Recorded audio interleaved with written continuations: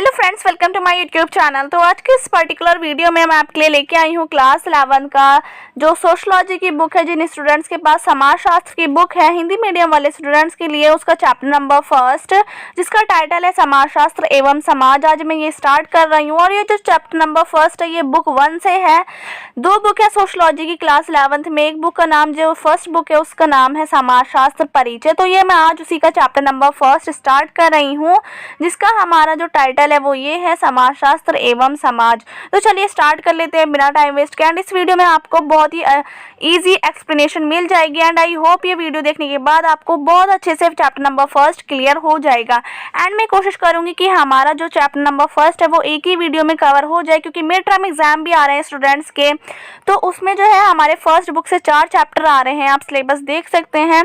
तो जो first book के चारों चैप्टर है मैं चारों कवर करवाने की कोशिश करूंगी आपको। तो चलिए स्टार्ट कर लेते हैं चैप्टर नंबर 1। तो जो चैप्टर नंबर 1 है समाजशास्त्र एवं समाज, यानी कि जो सोशलॉजी है और समाज उसी के बारे में हमें इसे पढ़ना है। तो सबसे पहले हमें यही जानना है इस चैप्टर में कि जो समाज है वो होता क्या है। What is the meaning of society. Society है क्या एक। तो जो समाज है वो एक सामाजिक संबंधों का जाल है। बेसिकली आप ये समझिए कि जो समाज के लोग हैं, समाज क्या होता है, समाज को समझने की कोशिश करिए। जो समाज होता क्या है, आप घर से बाहर जाएंगे, आप देखेंगे कि कोई सब्जी वाला है, कोई स्कूल है, कोई बच्चे खेल रहे हैं, कोई स्टोर है अपना, कोई किसी ने परचून की दुकान खोल रखी है, कोई जो है लोग चल रहे फिर रहे हैं, किसी के घर में शादी हो रही है। तो सबका क्या है, ये हमारा एक समाज ही तो है, हमारी सोसाइटी तो है। ये जो सोसाइटी में अलग अलग गतिविधियां हो रही हैं, तो ये जो सोसाइटी है हमारी, यही एक समाज कहलाता है। मतलब जो लोगों में जो है संबंध है, किसी न किसी प्रकार के संबंध है, चाहे वो एक दूसरे को जानते नहीं है, लेकिन उनमें जो है एक तरह सामाजिक संबंध है। इसको हम सामाजिक संबंध कह सकते हैं। जैसे हमारे पड़ोसियों से संबंध होते हैं, उसी प्रकार हमारे समाज के लोगों में भी आपस में संबंध पाए जाते हैं।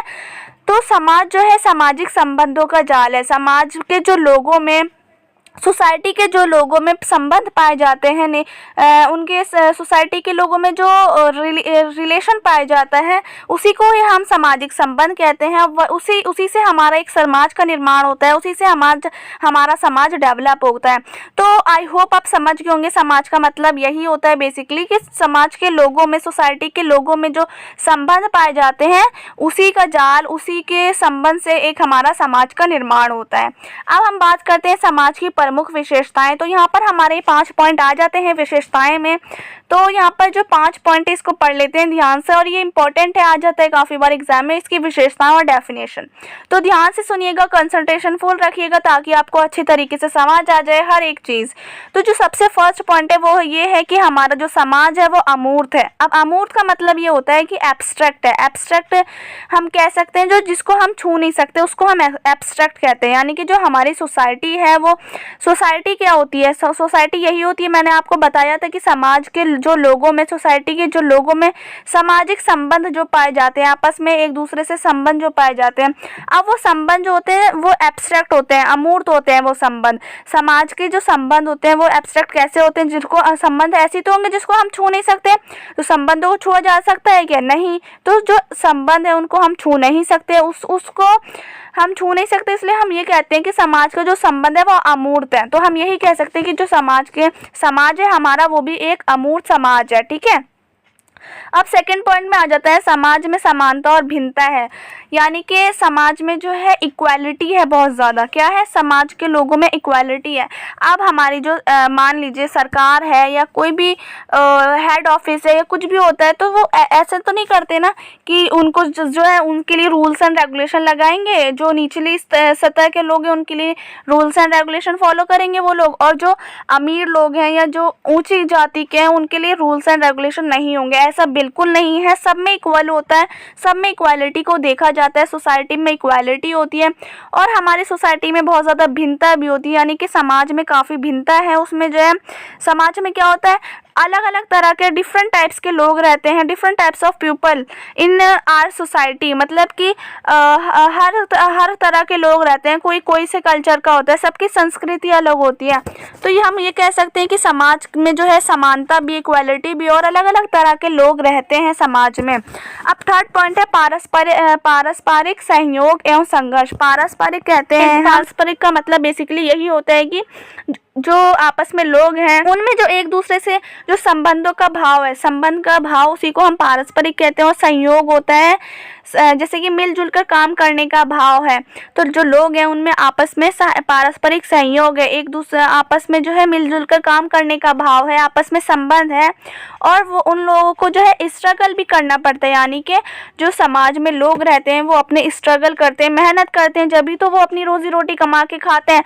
यही है कि जो हमारा समाज है उसमें बहुत ज़्यादा स्ट्रगलनेस भी है और उसमें जो है पारस्परिक सहयोग भी है, यानी कि आपस में मिलजुल कर काम करने का भाव भी है।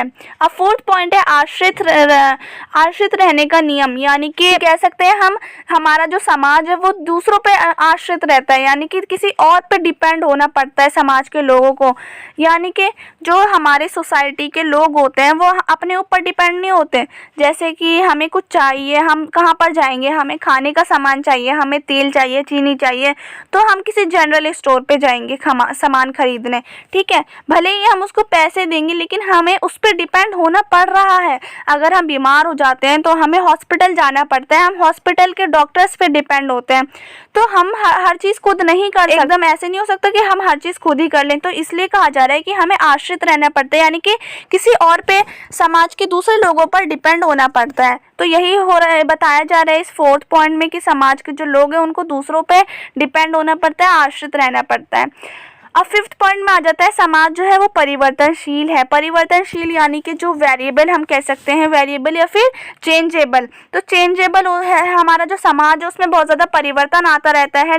सोसाइटी में क्या होता है, डेवलपमेंट भी होता रहता है। देखो हमारी सोसाइटी है उसमें कुछ सरकार जो है विकास करती रहती है, उसका जो है उसमें रोड अच्छे करवा दिए। तो यही है कि उसमें परिवर्तन आता रहता है, चेंजिंग होती रहती है।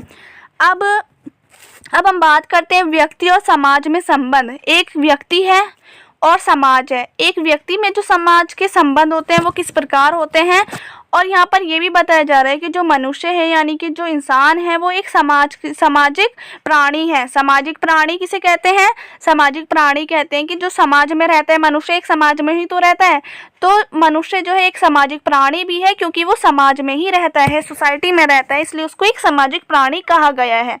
अब हम देखते हैं इसके कुछ पॉइंट्स पढ़ लेते हैं, व्यक्ति और समाज में जो संबंध पाए जाते हैं उसके बारे में। मनुष्य के क्रियाकलाप समाज से संबंधित है और समाज पर ही उसका अस्तित्व और विकास निर्भर रहता है।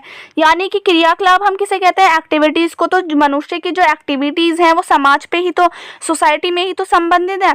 यानी कि जो कोई भी इंसान है वो काम करता है, उसके कोई भी काम होते हैं वो सोसाइटी के अंदर ही अंदर होते हैं, सोसाइटी के अंदर ही सीमित रहते हैं। और समाज पर ही उसका जो है, किसी व्यक्ति का जो जीवन है वो समाज पर ही टिका रहता है, समाज पर ही उसका जीवन निर्भर रहता है, और उसमें ही एक सोसाइटी में ही किसी व्यक्ति का जो विकास है वो भी निर्भर होता है। तो यही बताया जा रहा है बेसिकली इस पॉइंट में कि जो समाज है, जो मनुष्य है यानी कि जो कोई भी इंसान है, उसकी कोई भी काम होता है वो समाज से संबंधित होते हैं, ठीक है। हर किसी के काम समाज से संबंधित होते हैं, और जो व्यक्ति है वो समाज में ही रहता है, समाज में ही काम करता है, और उसका जो जीवन है वो भी समाज में ही एग्जिस्ट करता है, निर्भर रहता है, और विकास उसका भी, व्यक्ति का जो विकास है वो भी समाज के अंदर ही सारी चीज़ें होती हैं मनुष्य की। अब सेकंड पॉइंट है मानव शरीर को सामाजिक विशेषताओं या गुणों से व्यक्तित्व प्रदान करना समाज का ही काम है। यानी कि मानव जीवन, यानी कि जो इंसान का जो मानव का जो शरीर है उसको सामाजिक विशेषताओं किसे कहते हैं, भाव को, गुणों को, ठीक है, या उसकी क्वालिटीज़ को। तो जो मानव का जो शरीर है उसको जो है सामाजिक विशेषताओं को, तो जो उसके गुण हैं उसको पर्सनैलिटी प्रदान करता है, व्यक्तित्व प्रदान करता है। समाज का ही काम होता है कि जो समाज है उसको एक पर्सनैलिटी दे, एक अपनी उसका पहचान बनाए उसकी, ठीक है। तो ये समाज का ही काम होता है कि मानव को, किसी भी इंसान को उसकी विशेषताओं से पहचाने और उसको एक पर्सनैलिटी प्रदान करे ताकि उसको दूसरे लोग जान सकें। अब थर्ड पॉइंट में है इस दृष्टि से व्यक्ति समाज पर अत्यधिक निर्भर रहता है। मतलब इस नज़र से अगर देखा जाए कि व्यक्ति जो है समाज के भाव और समाज के व्यक्ति के जो गुण हैं, उसका जो व्यक्तित्व है, उसकी जो पर्सनैलिटी है, वो समाज का ही काम है निर्भर करना। भी हमने पढ़ा कि व्यक्ति की जो पर्सनैलिटी है वो समाज ही प्रदान करता है, समाज के थ्रू ही, समाज के अन्य लोगों के थ्रू ही उसकी पर्सनैलिटी पहचानी जाती है। तो इसी को देखते हुए इस नज़र से व्यक्ति जो है समाज पर अत्यधिक निर्भर होता है, बहुत ज़्यादा डिपेंड हो जाता है। फोर्थ पॉइंट में आ जाता है, व्यक्तियों के बिना सामाजिक संबंधों की व्यवस्था नहीं पनप सकती और ना ही सामाजिक संबंधों की व्यवस्था के बिना समाज का अस्तित्व होता है। बिल्कुल करेक्ट बात है। मतलब कि व्यक्तियों के बिना सामाजिक संबंध की व्यवस्था नहीं पनप सकती। मतलब अगर समाज में जो लोग रहते हैं, व्यक्ति जो रहते हैं समाज में, वो व्यक्ति ही नहीं होंगे, समाज के लोग ही नहीं होंगे, तो सामाजिक संबंध कैसे होंगे उनमें? ठीक है, तो बेसिकली इसका मतलब यही है कि समाज में जो है व्यक्ति होते हैं, जब भी अगर व्यक्ति हैं जब भी उनमें सामाजिक संबंध भी हो रहे हैं, अगर व्यक्ति नहीं होंगे तो उनमें सामाजिक संबंध होंगे ही नहीं। तो यही बता रहे हैं कि जो व्यक्ति हैं, जो समाज के लोग हैं, उनमें सामाजिक संबंध जो है जब भी होते हैं जब व्यक्ति उस समाज में रहेंगे। समाज में, हमारी सोसाइटी में लोग ही नहीं होंगे तो उनमें सामाजिक संबंध नहीं हो सकते। और अगर हमारी सोसाइटी नहीं बनेगी जब सामाजिक संबंध नहीं होते, तो इसका जो बेसिक पॉइंट यही है, समाज में हमारे व्यक्ति रह रहे हैं, लोग उस समाज में रह रहे हैं, इसलिए उनमें सामाजिक संबंध पाए जा रहे हैं आपस में। और अगर सामाजिक संबंध पाए जा रहे हैं जब भी उससे एक सोसाइटी का, एक समाज का निर्माण हो रहा है, तो व्यक्ति का जो है अस्तित्व एक समाज पर ही अस्तित्व, यानी कि जो समाज है एग्जिस्ट करता है व्यक्तियों पर। ठीक है, आई होप आप समझ गए होंगे ये सब पॉइंट्स। अब हम बात करते हैं मानव समाज और पशु समाज में अंतर, यानी कि पशुओं का जो समाज होता है, पशु का क्या समाज, जो एनिमल्स होते हैं उनकी जो सोसाइटी है, उनकी भी तो एक सोसाइटी होती होगी, वो कैसे रहते हैं, उनका क्या थिंकिंग होती है, उसके बारे में समझते हैं। तो उन दोनों में डिफरेंस देख लेते हैं। तो जो मानव है, इंसानों का समाज और पशु समाज में तो काफ़ी ज़्यादा अंतर होता है। देखो, सबसे पहले बोलने, सोचने, समझने की शक्ति होती है। किसमें? इंसानों में क्या होता है, बोल भी सकते हैं इंसान, सोच भी सकते हैं किसी चीज़ को, समझने की शक्ति भी होती है उनमें, कोई चीज़ सोच समझ के ही करते हैं। लेकिन पशु में क्या होता है, पशुओं में बोलने की, सोचने समझने की शक्ति नहीं। और इंसान क्या होते हैं, अपनी एक संस्कृति होती है, अपना एक कल्चर होता है इंसानों का, लेकिन पशुओं में ऐसा बिल्कुल नहीं होता, उनकी कोई कल्चर वल्चर नहीं होता। ठीक है, अब थर्ड पॉइंट में आ जाता है, स्वयं को व्यक्त करने के लिए भाषा का प्रयोग करते हैं इंसान क्या करते हैं, अपने आप को व्यक्त करने के लिए, अपने आप को साबित करने के लिए वो अपनी एक भाषा बनाते हैं। एक दूसरे से बातें करने के लिए वो एक भाषा का प्रयोग करते हैं। लेकिन पशु समाज में क्या होता है, वो खुद को पहचानने के लिए भाषा का उपयोग नहीं करते हैं। अब फोर्थ पॉइंट में आ जाता है, मानव समाज के भविष्य की चिंता करना, उसके लिए योजनाएं बनाना मानव समाज में होता है। ये बहुत ज़्यादा, देखो कोई इंसान है, ठीक है, इंसान क्या करता है, आप अभी जैसे एक एग्जांपल से समझिए, आप अभी अपने जो है पढ़ाई कर रहे हैं सोशलॉजी की, क्यों पढ़ रहे हैं, आपको जो एग्ज़ाम में अच्छे नंबर से पास होना है, आप चाहते हैं कि आपको जो है फ्यूचर की, भविष्य की अपनी चिंता है, आप भविष्य की चिंता कर रहे हैं जब भी आप पढ़ रहे हैं। तो यही है कि इंसान जो होते हैं वो भविष्य की चिंता करते हैं, उसके लिए प्लानिंग करते हैं, योजनाएं बनाते हैं। लेकिन पशु समाज में ऐसा कुछ नहीं होता, वो प्रेजेंट में यानी कि वर्तमान में जीते हैं। अब हम बात करते हैं समाजों में, जो समाज होते हैं उसमें बहुलताएं और असमानताओं के बारे में। तो यहाँ पर कुछ पॉइंट्स दे रखे हैं, इसको पढ़ते हैं। अब समाज में जो है बहुलताएं भी हैं, असमानताएं भी हैं, वो किस प्रकार हैं। एक समाज जो है दूसरे समाज पर भिन्न होता है, एक समाज जो है दूसरे समाज से भिन्न होता है, यानी कि भिन्न मतलब होता है अलग होता है, डिफरेंट होता है। तो एक समाज जैसे कि मानव समाज जो है वो पशुओं के समाज से बहुत अलग है।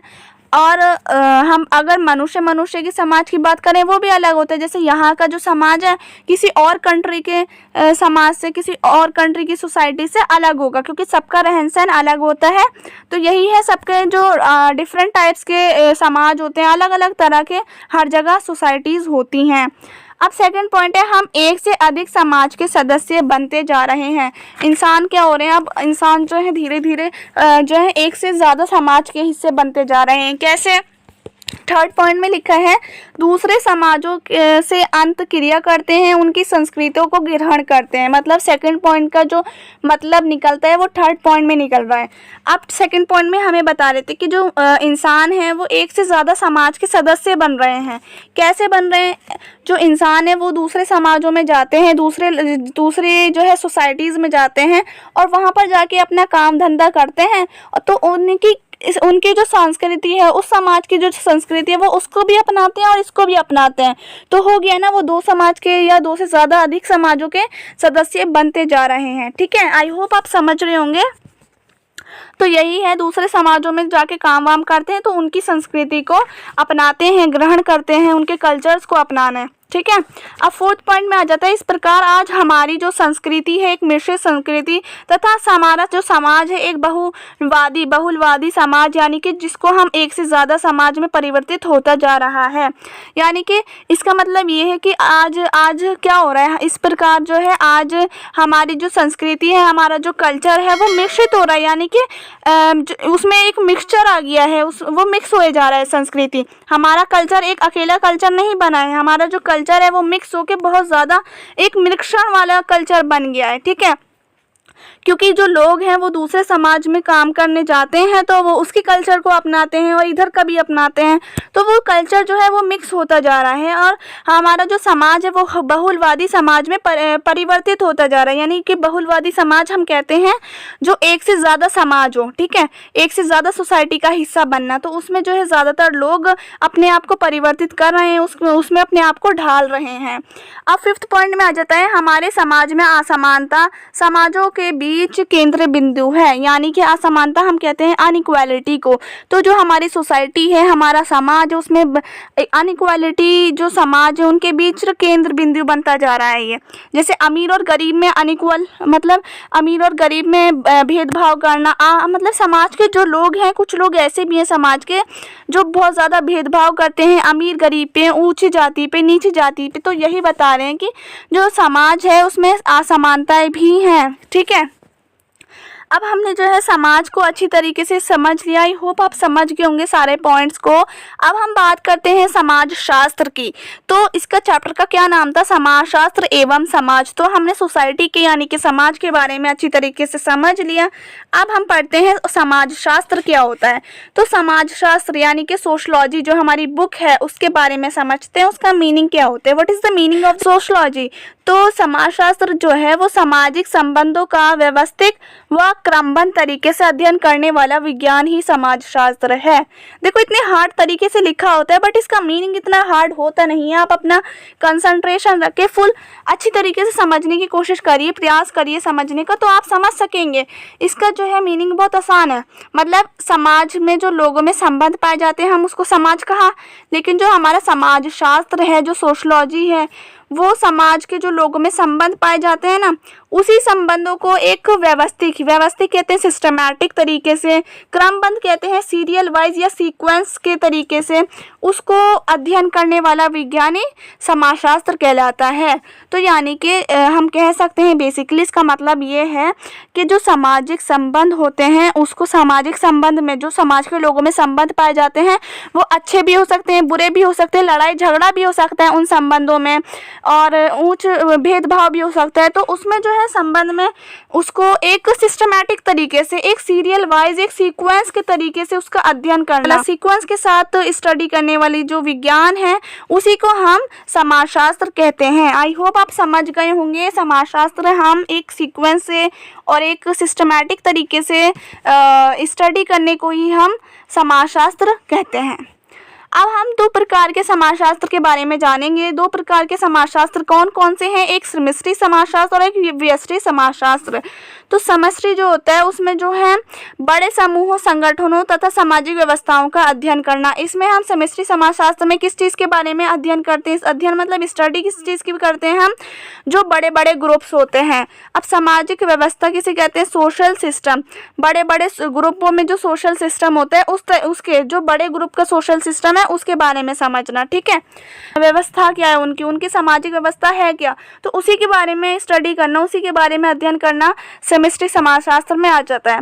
अब व्यष्टि समाजशास्त्र में आता है आमने सामने की अंतःक्रिया के संदर्भ में मनुष्य के व्यवहार अध्ययन, यानी कि व्यष्टि समाजशास्त्र ऐसा नॉर्मल सा होता है कि नॉर्मली जो जैसे हम नॉर्मली कह सकते हैं कि नॉर्मल जो लोग होते हैं उनकी जो सोसाइटी होती है उसके बारे में अध्ययन करना ही व्यष्टि समाजशास्त्र में आ जाता है। अब हम बात करते हैं समाजशास्त्र की उत्पत्ति कब हुई, और ये इम्पोर्टेंट है और ये काफ़ी बार एग्जाम में पूछ लिया जाता है। क्वेश्चन आ जाता है कि 5 नंबर में भी आ सकते हैं कि समाजशास्त्र की जो उत्पत्ति हुई, यानी कि स्टार्टिंग, उत्पत्ति कहते हैं स्टार्टिंग कहाँ से हुई, हम क्यों पढ़ रहे हैं इसको, आखिर ये आया कैसे। तो जो समाजशास्त्र का जन्म है, अब 19वीं शताब्दी में समाजशास्त्र का जन्म हुआ। समूह के क्रियाकलापों में भाग लेने के लिए आवश्यक है कि समस्याओं को सुलझाया जाए। इन्हीं प्रयत्नों के परिणाम पूर्वक ही समाजशास्त्र की उत्पत्ति हुई है। यानी कि बेसिकली इस पॉइंट का मतलब यही है कि जो समाज के लोग हैं, मैंने आपको ऊपर भी बताया था कि जो समाज के लोग हैं उनमें लड़ाई झगड़े भी हो सकते हैं, और लड़ाई झगड़े होंगे तो उनको सुलझाया भी तो जाना चाहिए ना। तो इन्हीं समस्याओं को सुलझाने के लिए इस समाजशास्त्र की उत्पत्ति हुई है। इस समाजशास्त्र को हम इसीलिए पढ़ते हैं कि जो समाज के लोग हैं उनमें कोई लड़ाई झगड़े ना हो, उसमें हम कह सकते हैं उनके जो संबंध है उसमें जो भेदभाव होता है, उसमें जो प्रॉब्लम्स क्रिएट हो जाती हैं उसको सुलझाने के लिए, ठीक है, व्यवस्थित ढंग से उसको एक सिस्टमैटिक रूप से तैयार करने के लिए इसकी समाजशास्त्र की उत्पत्ति हुई है। 19वीं शताब्दी के प्रारंभ में, यानी कि 19वीं शताब्दी के स्टार्टिंग में फ्रांस के एक विचारक थे, फ्रांस के विचारक जिनका क्या नाम है, अगस्त कॉम्टे। ये इंपॉर्टेंट है, याद रखिएगा। जो 19वीं शताब्दी के स्टार्टिंग में क्या हुआ था, फ्रांस के एक विचारक थे अगस्त कॉम्टे जिनका नाम था, उन्होंने समाजशास्त्र का नाम जो है सामाजिक भौतिकी रखा था। तो जो समाजशास्त्र है इसका नाम पहले क्या था, सामाजिक भौतिकी था। किसने रखा था, अगस्त कॉम्टे ने, जो कि फ्रांस के विचारक हैं। 19वीं शताब्दी में इन्होंने समाजशास्त्र का नाम सामाजिक भौतिकी रखा था और 1838 में बदलकर समाजशास्त्र रख दिया गया। तो ये इंपॉर्टेंट पॉइंट आ जाता है। आपसे पूछ सकते हैं कि समाजशास्त्र का जो जनक है वो कौन है, या फिर समाजशास्त्र की उत्पत्ति किसने करी, या क्या नाम था पहले। तो पहले जो सामाजिक 19वीं शताब्दी में क्या हुआ था, समाजशास्त्र का नाम पहले सामाजिक भौतिकी रखा गया था, अगस्त कॉम्टे ने रखा था, और फिर 1838 में बदलकर फिर समाजशास्त्र रखा गया, ठीक है। इस कारण से अगस्त कॉम्टे को इनको समाजशास्त्र का जनक कहा जाता है। जनक क्यों कहा जाता है, क्योंकि इन्होंने तो स्टार्टिंग करी समाजशास्त्र की, इन्होंने ही नाम रखा है, तो इनको क्या कहा जाता है, समाजशास्त्र का जनक, अगस्त कॉम्टे को। सो आई होप आप समझ गए होंगे 3 पॉइंट। अब हम आगे चलते हैं। समाजशास्त्र को एक विषय के रूप में, यानी कि एक विषय कहते हैं सब्जेक्ट को, एक सब्जेक्ट के रूप में जो विकसित करवाया, उनमें क्या कौन कौन शामिल है, दुर्खीम, ठीक है, दुर्खीम है, ये समाजशास्त्रियों के नाम बता रही हूँ मैं आपको, दुर्खीम, स्पेंसर, मैक्स वेबर, और इन तीनों के अलावा, ये 3 जो है ज़्यादा फेमस हैं, लेकिन इन तीनों के अलावा भी और भी ज़्यादा कई समाजशास्त्री हैं, कई आदि विद्वान हैं, उनकी बहुत ज़्यादा भूमिका रही है इसको एक सब्जेक्ट के रूप में तैयार करने में। जो एक हम आज पढ़ रहे हैं समाजशास्त्र के रूप में, एक जो सब्जेक्ट बन गया है सोशलॉजी, उसको विकसित करने में, उसका डेवलपमेंट करने में इस दुर्खीम, स्पेंसर का, मैक्स वेबर का और भी आदि विद्वानों का भूमिका रही है। भारत में समाजशास्त्र के उद्भव का विकास जो है बहुत ज़्यादा इतिहास प्राचीन है, यानी कि जो भारत में क्या है, समाजशास्त्र यानी कि सोशलॉजी का जो विकास है वो बहुत ज़्यादा पुराना है और वो एक इतिहास के रूप में उसका प्राचीन है बहुत ज़्यादा, ठीक है। भारत में समाजशास्त्र विभाग 1919 में मुंबई विश्वविद्यालय में शुरू हुआ तथा औपचारिक अध्ययन शुरू हुआ।